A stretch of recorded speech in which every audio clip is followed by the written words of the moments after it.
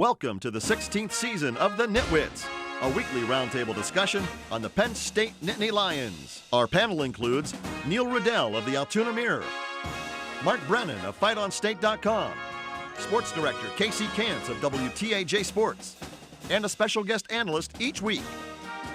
The NitWits are brought to you by Irwin Financial Raymond James, an independent firm and firm foundation for your financial future.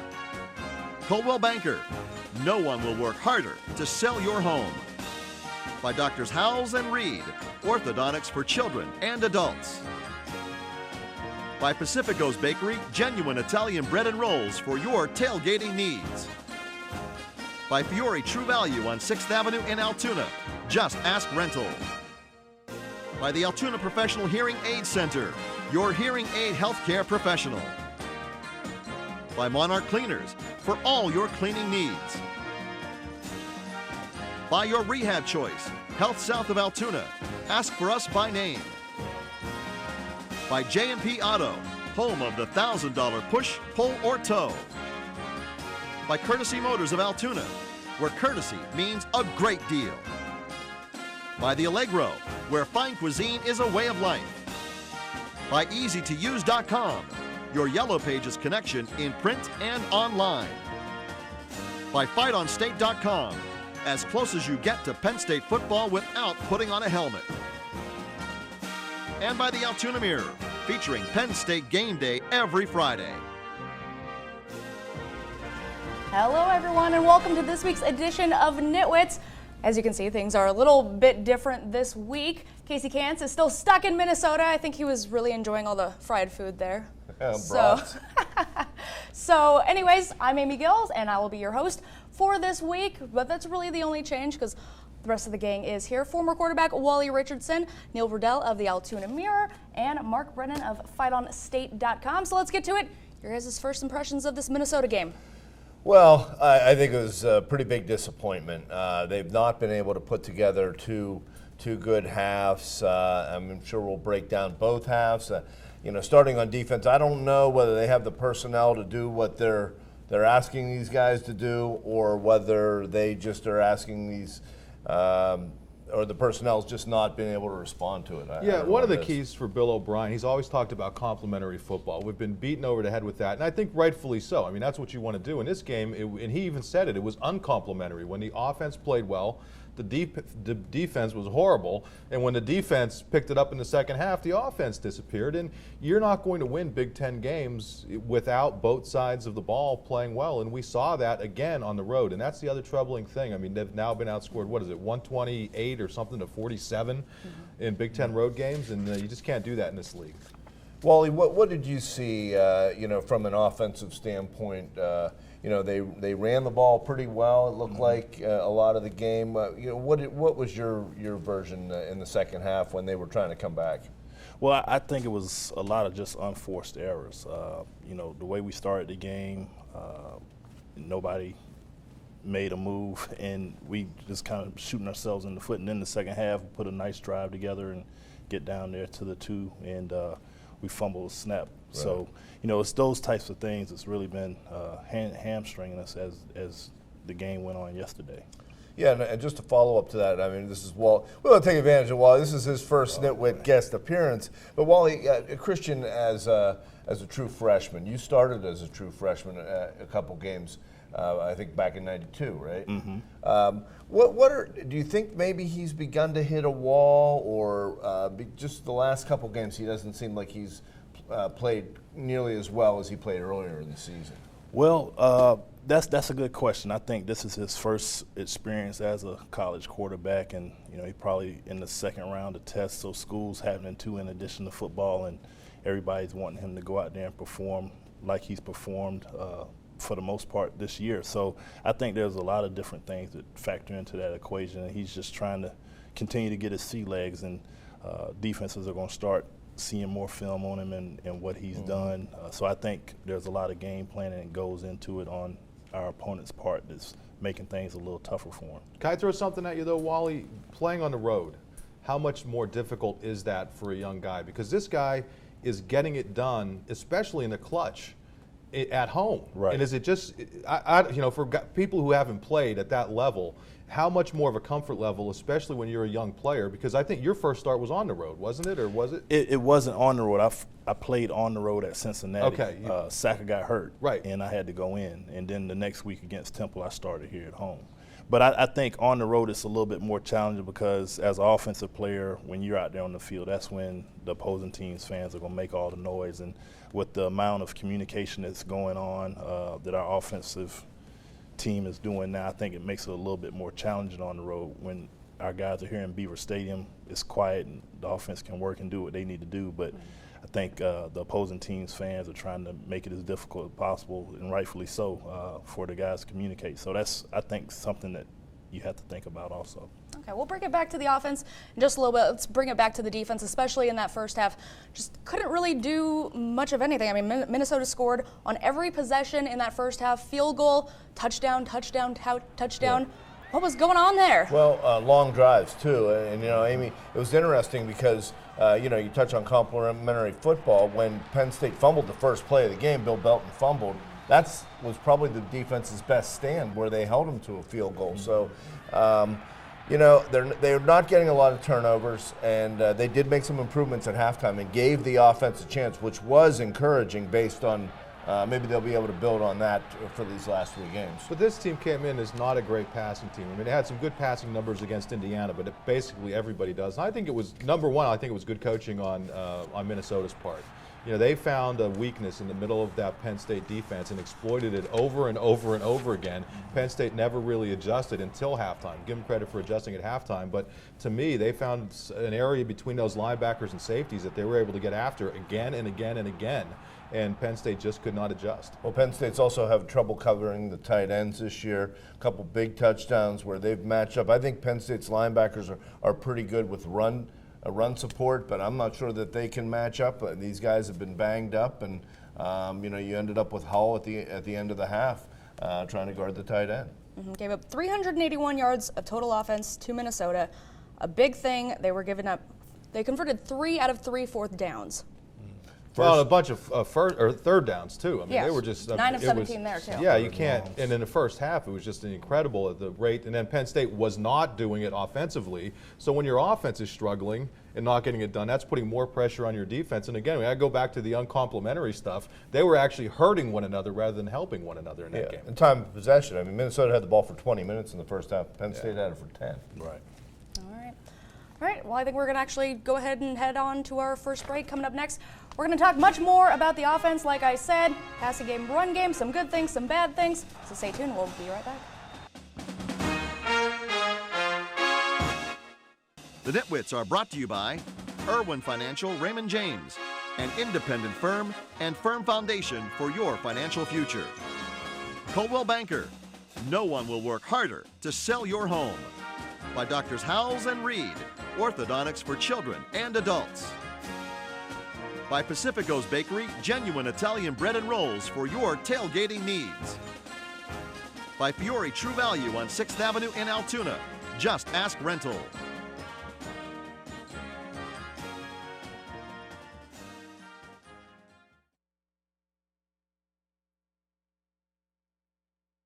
This is Zach Zwinnick from the Penn State Nittany Lions, and you're watching the NitWits.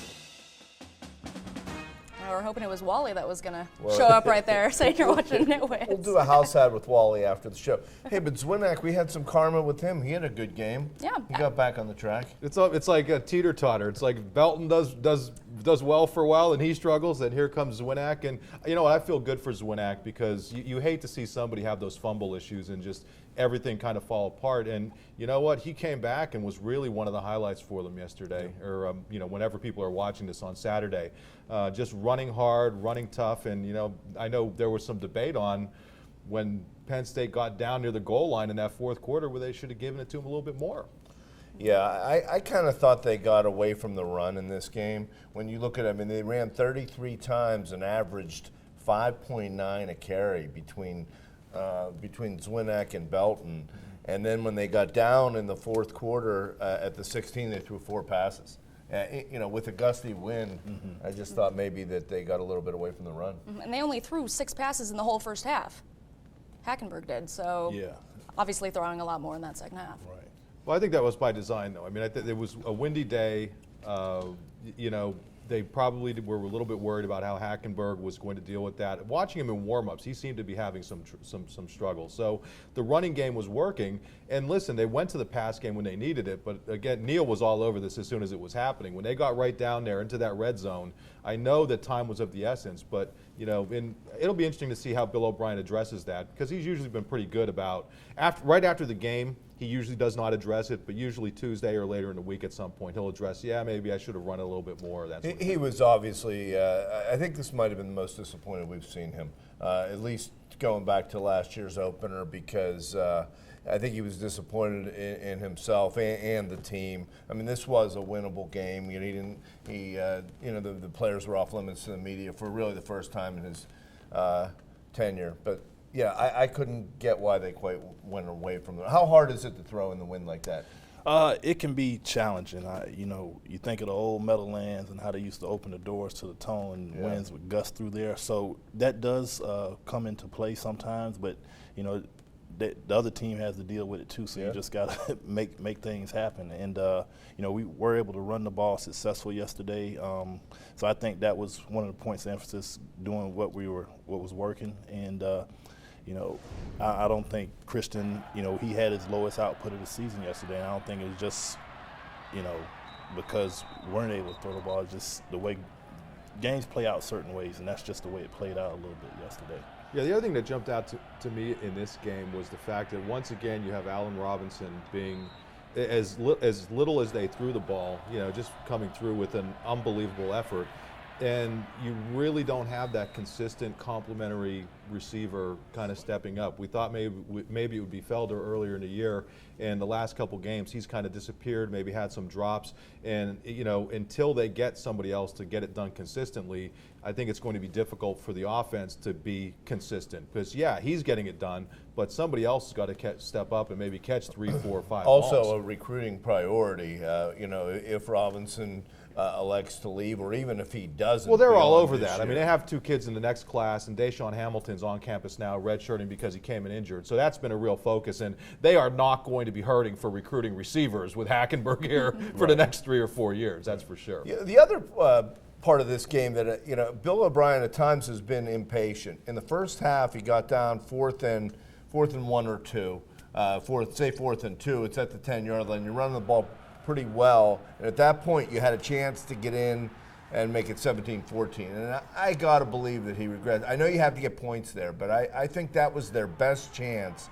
to maybe get back in this game and really ride some momentum, and also eat up the clock at the end of the half when your defense wasn't playing well. Okay, here's some of the fumbles that have been happening over the last few games. Like we were talking about before, Zwinak had a problem with it a few games ago, and now Belton seems to have a bit of a problem with it. Hackenberg, I mean, of course, he's always, quarterbacks are more susceptible to fumbling the ball. But how big of a problem is that, especially? Easy. Quarterbacks are more susceptible. Well, would you say that they Wally never fumbled. It's the quarterback center exchange is a basic fundamental thing. That shouldn't ever happen.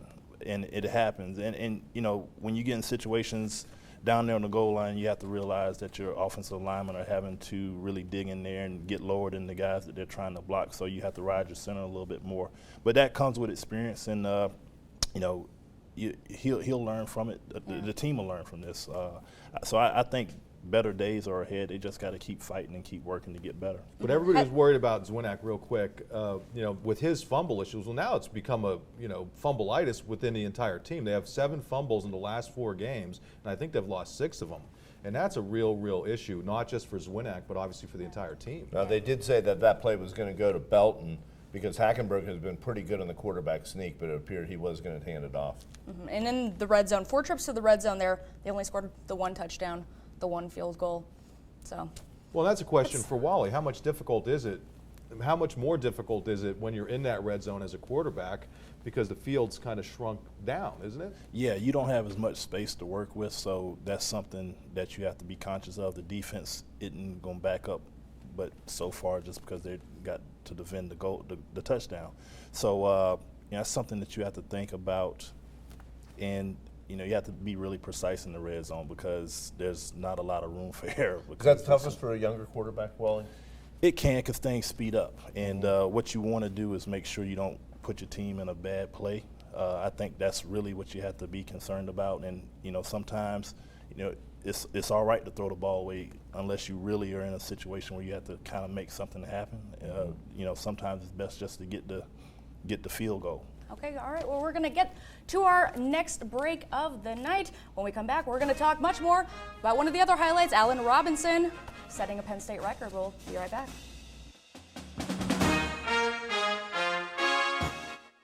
The NitWits are brought to you by the Altoona Professional Hearing Aid Center, your hearing aid healthcare professional. By Monarch Cleaners, for all your cleaning needs. By your rehab choice, Health South of Altoona.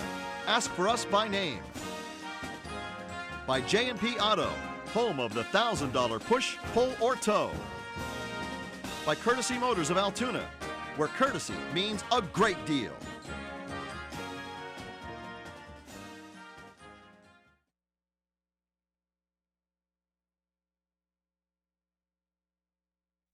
I'm Matt McGloin, and you're watching the NitWits. All right, Matt McGloin with his NFL debut last week. Anyways, we're going to talk about wideout Allen Robinson. He was a bright spot for Penn State on Saturday, 7 receptions for 63 yards, but he also set a big Penn State record on his 6th catch of the game. Robinson passed Bobby Ingram to have the most receiving yards in a single season in school history. And when the day was done, Robinson had 1,106 yards receiving, 22 more than Ingram. Still, of course, 3 games to go. How big of a milestone is this? Well, I think you're talking about really a guy who's playing himself into one of the great receivers that they've had. You know, Ingram. Now, Wally made Ingram, I'm sure. I don't know if I made him, but you know, he did really right by me. Yeah, I think it all starts with him. But I think Robinson's playing himself into the conversation with the McDuffies and the Kenny Jacksons and Jared Vicious and guys like that. Yeah, and while I'll put you on the hot seat, I mean, how do you compare these guys? I'm not saying one's better than the other, but you've seen Allen Robinson. You're from the same state as Bobby Ingram. You played with Bobby Ingram. I mean, are these guys similar? Are they different? How do you compare? I think Allen's a little bit bigger than Bobby was, but Bobby was a playmaker. Yeah. You know, Bobby didn't run 4.3 40s, but you know, he's probably had the best hands that I'd been around that I played with. Allen, I think, is a little bit more explosive, and he has some very good hands too. He doesn't catch the ball with his body. And that's what you want to see in a receiver, you know, giving yourself opportunity to catch the ball in your hands and break up field. And he's strong when after the catch too. So he gets a lot of yards, the yaks, as you say. All right, very good. We're going to take another break. When we come back, we'll talk a game which hopefully will go a little bit more in Penn State favor. Maybe not. We'll see. Purdue coming up. The NitWits are brought to you by the Allegro, where fine cuisine is a way of life. By EasyToUse.com, your Yellow Pages connection in print and online.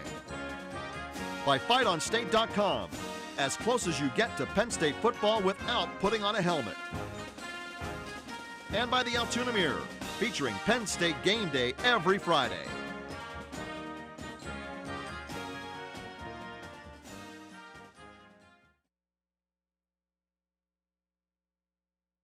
I'm Adrian Amos from the Penn State Nittany Lions, and you're watching the NitWits. All right, welcome back. Now that we've thoroughly gone through this Minnesota loss, time to look forward to the next game at home against Purdue. The Boilermakers have won just 1 game all year to Indiana State. No wins in the conference, and they're actually a 21-point underdog for this game against Penn State. Since I'm one of the rookies on the show today, I'm going to go ahead and go first. And I know you guys were wanting me to throw KC off with these picks. Vote them off the island. They wanted me to vote for Purdue. I'm not going to. I'm going to take Penn State. I'll go 31-14. We'll have the other rookie go ahead and pick next. Okay. I think Purdue's had a hard time all year scoring points, and I'm going to go with the Nittany Lions 27-10 on Saturday. Now Okay. it has to go to Neil. I'll let Neil Brennan- should have gone I'll first. let you Brennan two bat rookies, last. you two rookies don't even realize Nitwit of the week, who was Neil. Yes. You see how mad he's getting. He's got it like a half. Well, no. Anyway, And it was coming because up. you were the only one picked. I'm not going to get Mike involved here. Yeah, there you go. Thank you. I got to protect the lead. Boy. I'm going to say, Purdue is. This is going to be. Bill O'Brien was pretty upset after last week's game, and I think Penn State's going to come out with somewhat of vengeance. I'd say Penn State 38 and Purdue 16. And I'll go last, and I will say 39-16. Oh, yeah, right. Good. I'm going to get you for once. 39-16, Penn State coming back with a vengeance. Jeez, I didn't realize Casey was so bad with these picks. I guess if I had picked Purdue, it wouldn't really have done anything. No, anyways. I think if you check the standard, Casey's done well. Okay. Yeah. All right. Well, Amy, good job. Ooh, Sorry. about that. Okay, Thank you you. did a good job, and it's always nice to have Wally. Thank you guys for having me. Appreciate it. Any final thoughts on Purdue coming up? It's a team that's been struggling all year. They've gone through a coaching change this year. I think they got the right guy in there, Hazel, now, but Danny Hope left him in a tough spot. So I think this is a good bounce-back game for Penn State. All right. Well, thank you so much for joining us on this episode of The NitWits. We'll be back next week. Have a great night, everyone.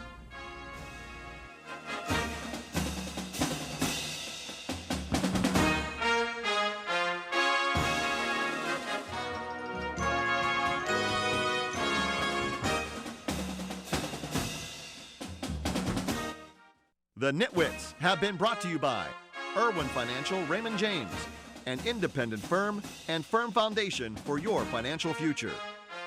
Coldwell Banker, no one will work harder to sell your home. By Doctors Howells and Reed, orthodontics for children and adults. By Pacifico's Bakery, genuine Italian bread and rolls for your tailgating needs. By Fiore True Value on 6th Avenue in Altoona, just ask rental. By the Altoona Professional Hearing Aid Center, your hearing aid healthcare professional.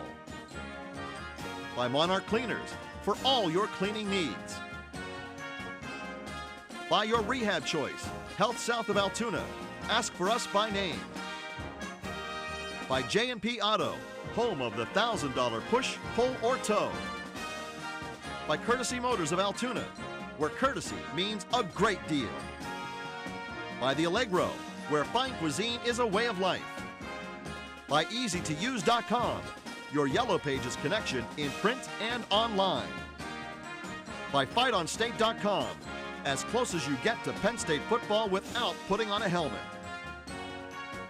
And by the Altoona Mirror, featuring Penn State game day every Friday. You can also see the NitWits on AltoonaMirror.com. Thanks for watching, and we'll see you next week.